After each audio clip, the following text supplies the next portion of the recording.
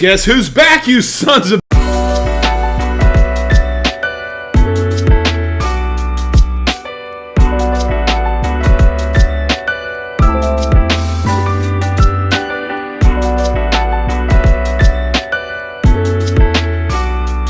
What is up, my friends? Welcome back to the YouTube channel. I am so sorry it has taken me a couple of weeks to post a new video. My company had me out of town in Illinois last week doing some specialized training, and while I was there, I was very under the weather. I just felt like crap. I even flew back last Saturday, and I've still got this massive ringing in my ear that hasn't gone away.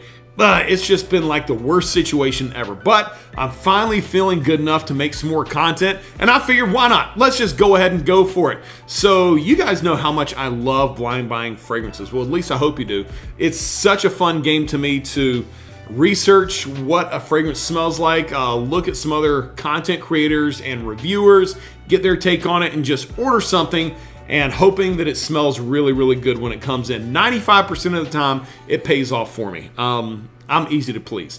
But every once in a while, it doesn't work out, and that's actually what this video is going to be about. Fragrances that are not safe to blind buy, at least in my opinion. I don't think these are blind buy worthy fragrances. They may be a little more complex. They may be a little more unique in their scent profiles.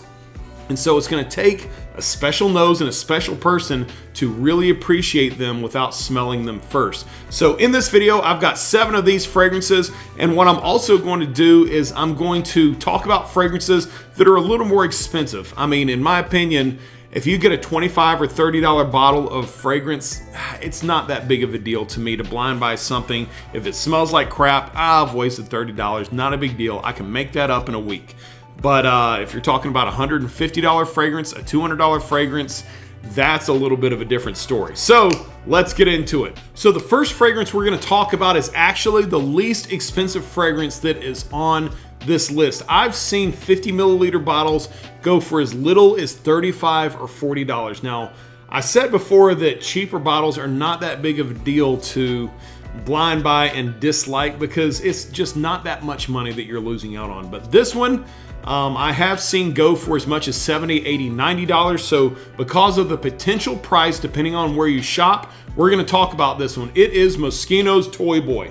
Now, Toy Boy, I've talked about this one quite a bit as being a loud fragrance, being a very bold fragrance, and that is one reason why this is such a risky blind buy.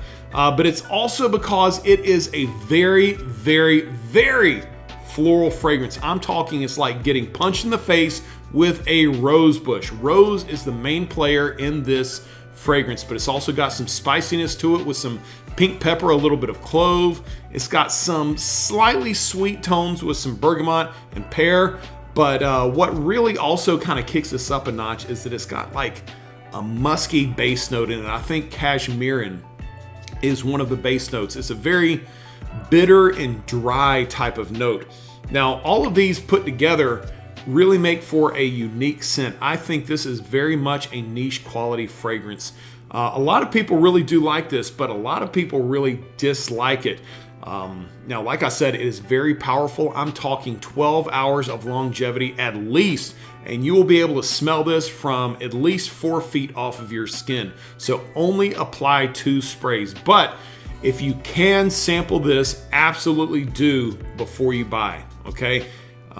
You're risking a lot, okay? You are risking a lot. I'm talking risking $75, $85, like I said, depending on where you shop. It could be 50, it could be 40, but there's a semi-decent chance that you may not like this fragrance. So be cautious. Mosquito Toy Boy is a risk. I like it, but it's a risk.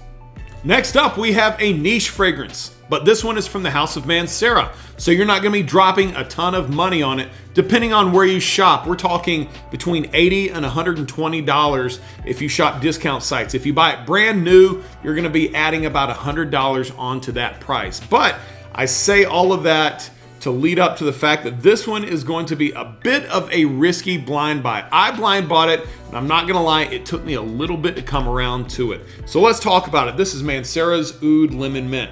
Now, I have talked about this one quite a bit on this channel, and I've given it a lot of praise, and it deserves a lot of praise in my opinion, but is very unique in its profile. Obviously, you've got three notes in the title. You've got oud, you've got lemon, and you've got mint. However, not all of these notes are actually in the fragrance. Who'd have thought? You've got lemon, you've got oud, you've got vanilla, leather, some patchouli, a little bit of jasmine, and some musk and vetiver. Where's the mint? It's actually not in there. So a lot of people have actually bought this, myself included, thinking, man, I'm gonna be smelling a really nice, minty, refreshing fragrance. Now, while this is a very good, fresh, very good spring, summertime fragrance, it's not minty. I will say this though, that the notes, when they combine, they do smell a bit like mint leaves. You know, it's a green type of mint, not like a spearmint, a peppermint, something that's going to be spicy and open up your nasal passages to be able to smell a lot or breathe in a lot easier. That's not what the notes smell like in here. It may be a mint leaf that you go for, but having said all of that, like I said, great springtime, summertime fragrance. It lasts a long time. It lasts 10 hours on my skin, and it doesn't cost all of that much money. But you have to be ready, because some of these notes, they are a little bit bitter in their presentation. They are a little bit dry. It's not a very good nighttime fragrance, you know, so you got to set yourself up for the proper expectations. But the good thing is that you can purchase samples of this. I recommend going to twistedlily.com, use my coupon code RAFscents10 for a 10% discount. Whew, ran out of breath there. And you will be able to get a sample of this for maybe $7, $8, and it's worth it, okay? Try it out, see how you like it. But Mancera's Ood Lemon Mint, think twice before you blind buy. Moving on to fragrance number 3, we're gonna go back to a designer fragrance, and this one right here, I love from the very first time that I smelled it, but I will say that I'm very glad that I smelled it before I bought it, because it is unlike anything else that originally came in this line. I am, of course, talking about Sauvage Elixir. Now, if you think back to the original Sauvage, the Eau de Toilette, the Eau de Parfum, you're talking a citrusy and ambroxan-based fragrance. And, you know, the Eau de Toilette has some spice to it. The Eau de Parfum and the Parfum have some sweetness to it. This one, though, citrus is not a main player. It's got one single note of grapefruit in here that I can't really detect. Maybe a little bit. The main players in this fragrance are actually cinnamon, lavender, sandalwood, and licorice even. Very, very different than what you would expect to find in the normal Sauvage. Now, if you really study this, you can find some of the original Sauvage DNA, okay? So it's not gonna be totally far-fetched from it, but it is an absolute, it took me back quite a bit. It took me back quite a bit whenever I smelled this, because I was expecting a new type of Sauvage. I was expecting something a little more refined than the Eau de Toilette. I wasn't expecting something that was so crazy different from the original. So that's what you have to keep in mind with this one. Additionally, you know, I think this one is niche quality as well for a designer fragrance. But with that being said, you're definitely paying niche prices for this. When I first bought this is a 60 milliliter bottle. I got it for $165. No regrets, because it's well worth it. But nowadays, they even sell this in 100 milliliter bottles, and it is north of $200. So that is a lot of money to spend when you may be getting something that you're not expecting when compared to the original Sauvages. But overall, it is a great fragrance. It is crazy how strong this is. I'm talking 12 hours to 16 hours of longevity off of 2 sprays. I'm actually kind of nervous about spraying this on my skin sometimes because of how strong it is. But you're not gonna be lacking for performance. You're not gonna be lacking in smelling great. You're just gonna get a little bit of an unexpected surprise if you're looking for Sauvage. But that's Elixir. Check it out. Next up for fragrance number 3, we're going back to the world of niche and talking about one of my favorite niche houses, Parfums de Marly. Now, I got this bottle as a gift from the brand for working at an event in Tampa, Florida, where I was promoting their fragrance line at a store. It was so much fun. Now, while I was there, I was smelling a lot of their fragrances, as I always do, and I really came around to liking this fragrance. This one is hopped on. But here's the thing, not everybody likes this fragrance. I've talked to a few people that said that they just really couldn't get behind it. I think I kind of know why, because the notes are a little bit all over the place. It's got saffron, frankincense, some apple, some rose, some guaiac wood, and some myrrh in there as well. All of these things kind of mixed together don't seem to make sense. To me, they absolutely do, but to a lot of people, they don't, especially for the price that you're gonna pay for a full bottle of this. I'm talking $300 and up. You have to know that you're going to like it before you buy it. Now, I think what really throws people off are the notes of apple and rose in here.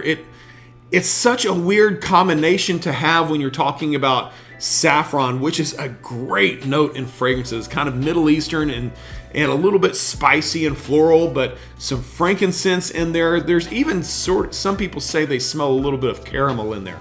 But the rose and apple, what a weird place to put some of those notes. But overall, as a fragrance though, man, it is so good. This is kind of like a gentleman's wintertime scent. I don't think it's all that romantic. I don't think it's kind of, how do you say, I don't think it's a very casual scent. I think it's a little formal. I think it's a little more refined, but it is so freaking good. It'll last you about 8 hours, maybe 10, depending on the temperature. It does project quite a bit, but wear it at nighttime, okay? During the daytime, you're gonna be stretching its usefulness. But I'm saying, it smells great, okay? It really does smell great. And I would buy this a second time at full price if I run out of this bottle. But for some people, they have told me, I really don't like this. I really think it's a little bit too different for my taste. Go ahead and sample this first. Oh, fragrance number 4. Every time I talk to you guys about this, I fall in love with the fragrance even more. And my heart tells me that if everyone were to smell this, they would all love it. But the logical part of my brain says, Jesse, calm the hell down, bro. People need to sample this first. And that part of my brain is right. It's Dior's Fahrenheit Le Parfum.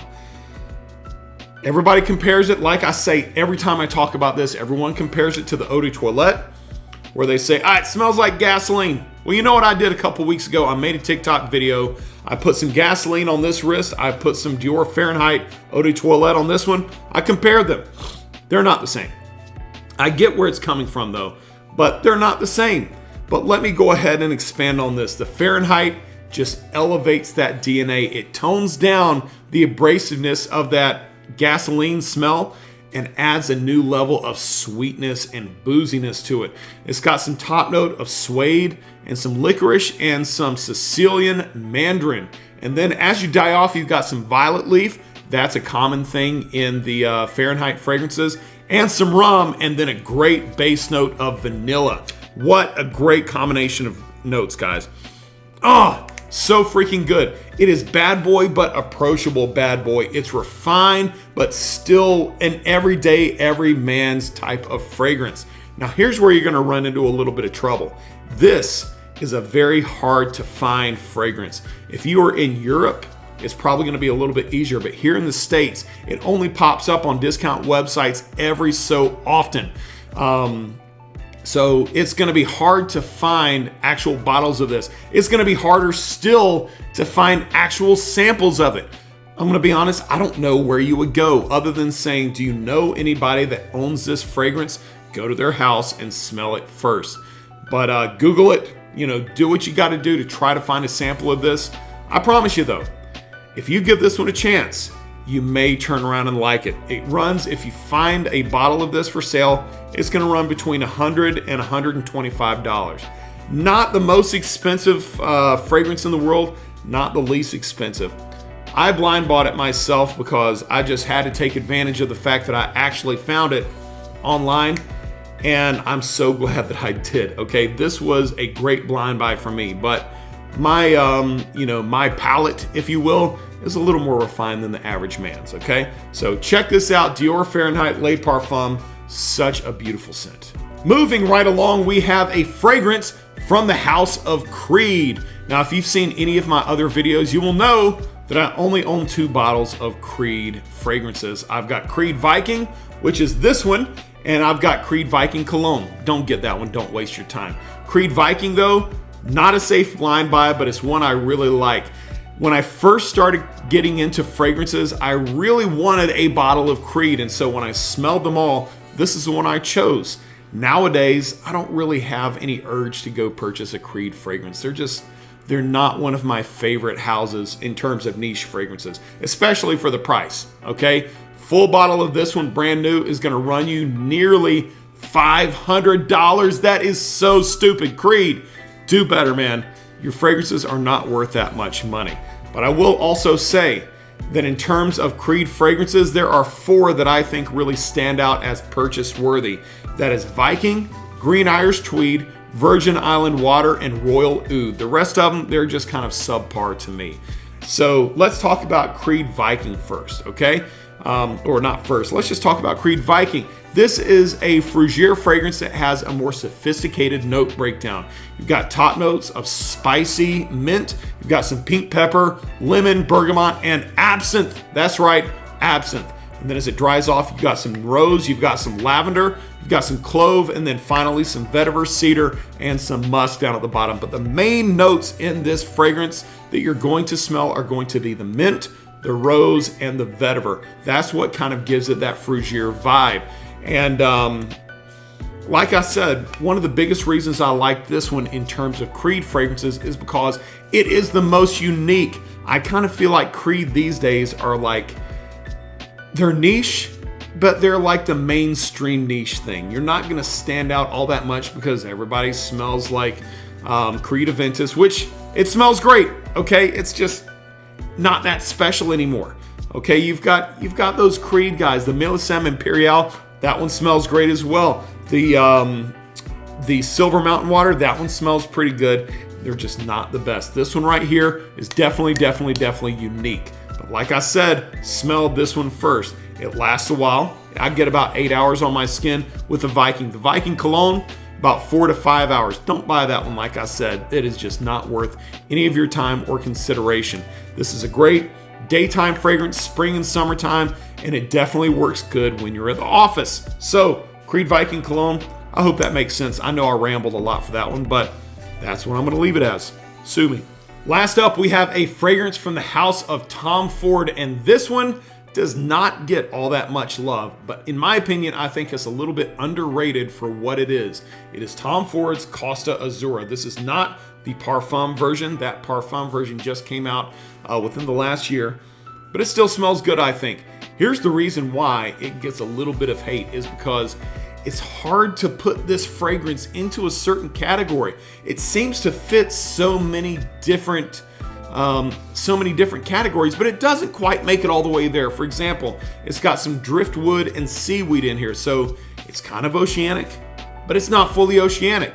It's got some oak and it's got some oud in here, so it's kind of woody, but it's not fully woody. It's got lemon and mandarin orange, so kind of citrusy, but it's not all that citrusy. It's got some cypress and myrtle and some other herbaceous notes, cardamom, but it's not fully herbaceous. You see what I'm saying? It doesn't seem to fit in any one of these categories, even though it kind of gives off the hint of those categories. I hope that kind of makes sense. But what I really get from this is a woody and citrusy fragrance that kind of feels like a Frugier fragrance, but it's not fully Frugier fragrance. I think of this like something 007 would wear. He's a very suave guy. He's very well put together, but at the end of the day, he can still open a can on you and totally kick your butt. A daytime fragrance this is that lasts about 6 hours. You're going to be paying about $150 to $160 for this fragrance itself. Office safe, okay? It is suitable for formal occasions. If you want to go to church, if you want to do a job interview, I think you can pull it off very, very well. But definitely smell this one first. It's very easy to get your hands on if you go to high-end department stores like Neiman Marcus, Bloomingdale's, Nordstrom, even some Dillard's.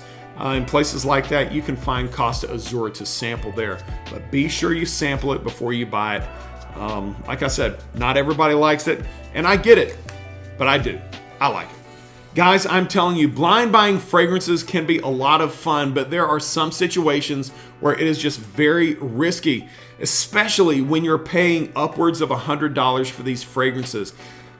I like to live on the edge, okay? Like I said, I really enjoy blind buying fragrances, but that's not for everyone, okay? Not everybody wants to risk $150, $200, $250 on a scent that they may not enjoy. So be sure that you research and you sample before you buy. Otherwise, you may just end up with a dud, okay? Thank you guys so much for watching. I'm so happy once again to be back with y'all after a couple of weeks off. Please be sure to like and subscribe to the channel. I love you guys. Take care.